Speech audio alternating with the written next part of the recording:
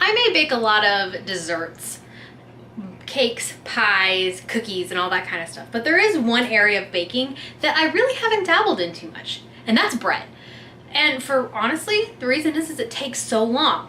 But I decided to go ahead and do something that I've never done before. Today, we're gonna make basic white bread, just in a loaf pan. So we're gonna walk through the steps, start to finish, of how I made this beautiful piece of bread. Okay, so this recipe is super easy. Obviously, you're gonna need yeast to get everything going. You're gonna mix that with 30 grams of sugar and 3 ounces of water to get everything going. You're also going to add another 11 ounces of water and 4 to 5 cups of flour, as well as 1.5 tablespoons of butter. Okay, let's get this party started. Start with those 3 ounces of water and add in that yeast packet. Once you can figure out how to get it open. I grabbed a knife because my scissors, I had no idea where they were at the time. Use scissors to get into it. What you're doing is you're just softening that yeast. You're going to let that sit in there for 2 to 3 minutes. Remember, your water does need to be warm. Do not use cold water. Give it a good stir because you want to get all the lovely little yeast all good and happy in there.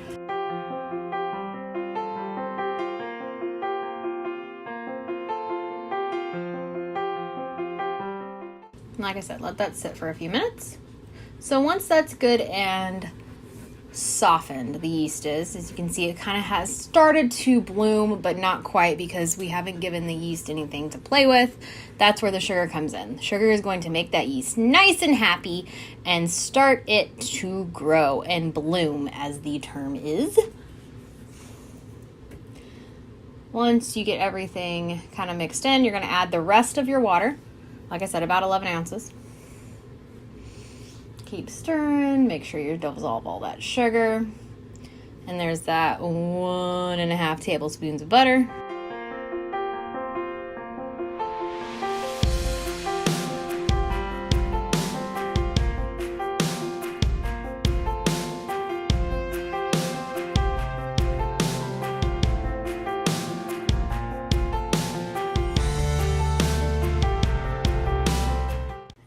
Start adding your flour.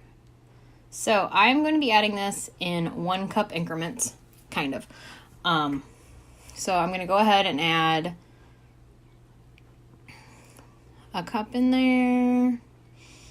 Don't add your flour too quick because it could, get all gross. But I'm going to go ahead and add 2 right away.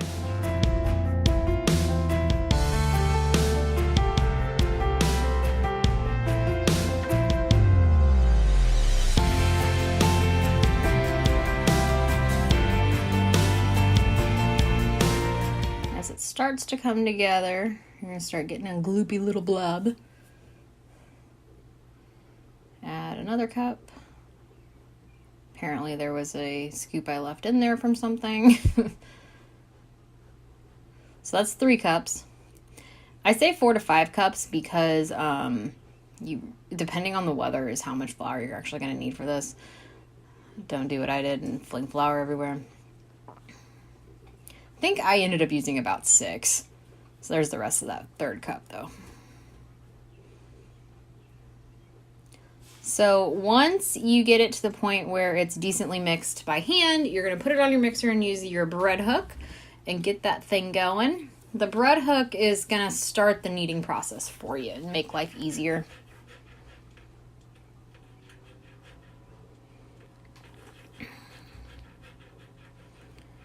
There you go. That's still just with the 3 cups, but I'm going to go ahead and start adding the last 2 slowly.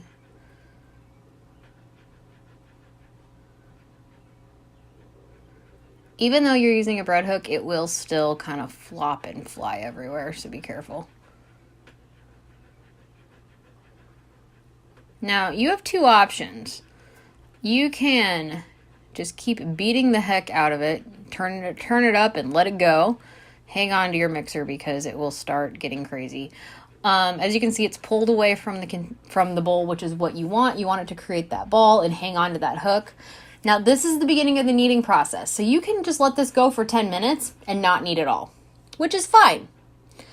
I personally prefer to knead by hand because you have a little bit more control. Like I said, hang on to your mixer because it could possibly run away. So yeah, give it a good mix. As you can see, it's all pulling away nicely. We're starting to build that gluten up. So you're trying to tighten those strands of gluten and make everything more interlocked.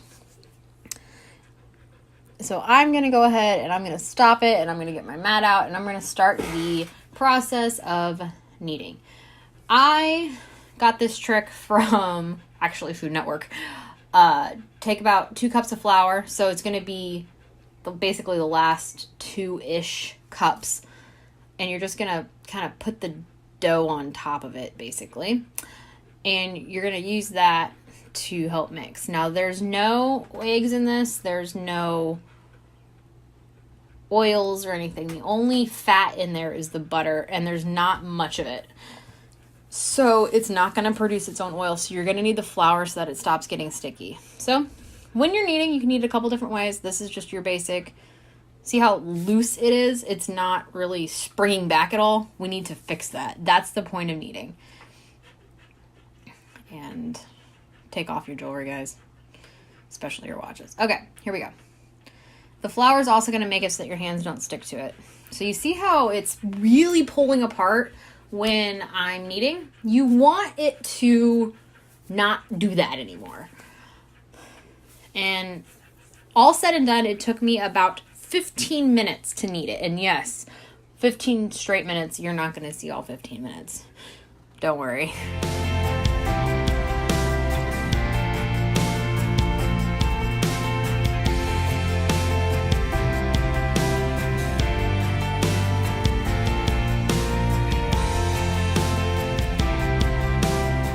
So as you can see, you're using your heel, you're pushing and pulling it and turning it and flipping it.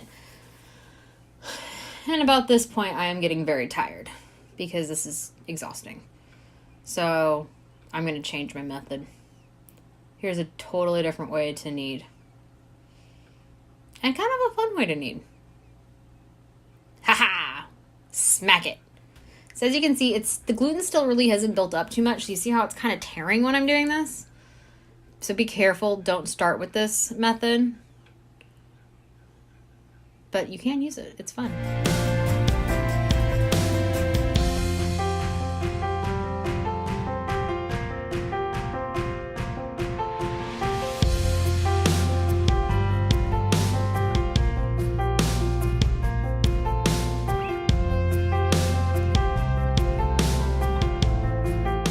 What I'm doing here is I'm doing the window pane test. I'm just basically trying to see how the gluten's been built up. I realize I'm kind of out of the shot, but it's still ripping, so keep kneading.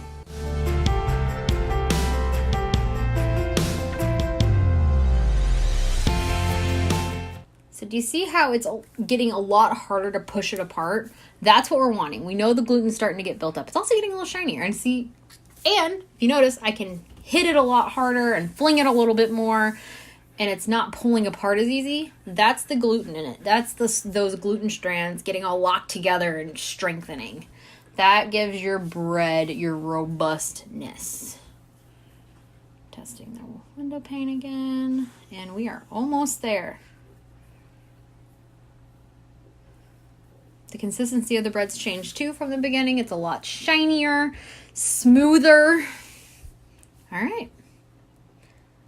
Couple good last kneads.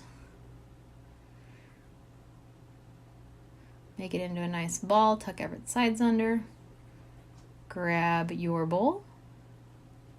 And blink.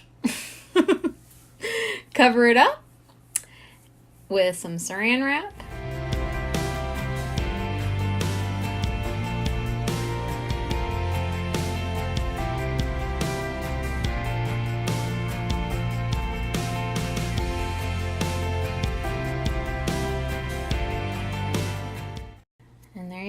You're going to let it sit for about an hour. You want it to at least double in size. All right, so it's been sitting for an hour. Look at that. Look how big and beautiful it's got. This is the fun part. You ready? Bam! You want to get all that air out of it. I had to go get some flour because it does get a little sticky again. And it was also super humid when I'm making this, so.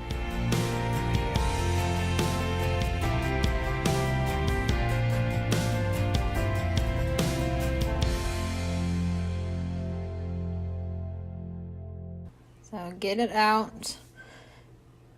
Once you get it out, you want to press all of the air out of it. And you're going to kind of make it into the length of your loaf pan. And then you're going to roll it because you want to have the bread fight back against something. So that's why you roll it.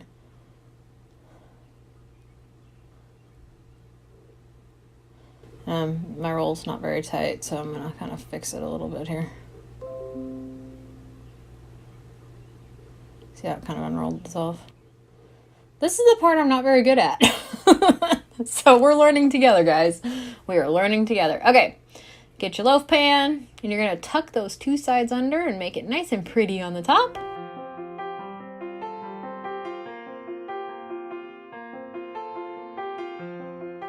Not exactly sure how I'm doing this. Like I said, total learning as I'm going here. And then cover it back up. And you're going to let it sit for another 30 minutes before you put it in the oven. Because you need to have that yeast build up again. Okay? All right.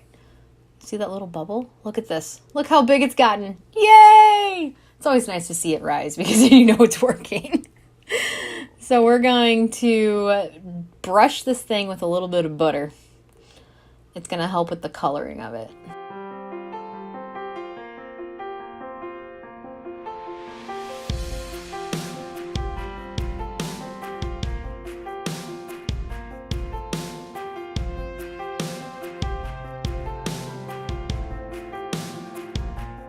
Stick it in the oven. You're going to preheat the oven to 400 degrees. I basically just turned the oven on when I got it in the loaf pan, and then the oven was preheated by the time I got it in there. All right, so it's going to take 30 to 40 minutes to be done. You can do an internal temperature check if you need to get to 195 degrees Fahrenheit. But you're looking for that beautiful red, and mine did split a little bit, which means that I actually overproved it. But that's okay. First attempt at a loaf bread, I'm going to take it. A little bit more butter, that just kind of glazes it. Gives it a nice good shine. Probably put way more on there than I needed to, but that's okay. Once it is good and cooled, you're going to want to just cut it and eat it because it's yummy. So I'll just kind of show you here. I had a good crust on this thing, man. It was tight.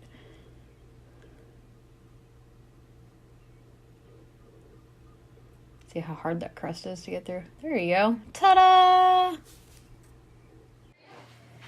Well, what'd you think? I think I did pretty good. If you like this video, please like, comment, and subscribe. And if you want to know how I do something else or you have a suggestion for what I should bake next, let me know. Talk to you later, guys. Bye.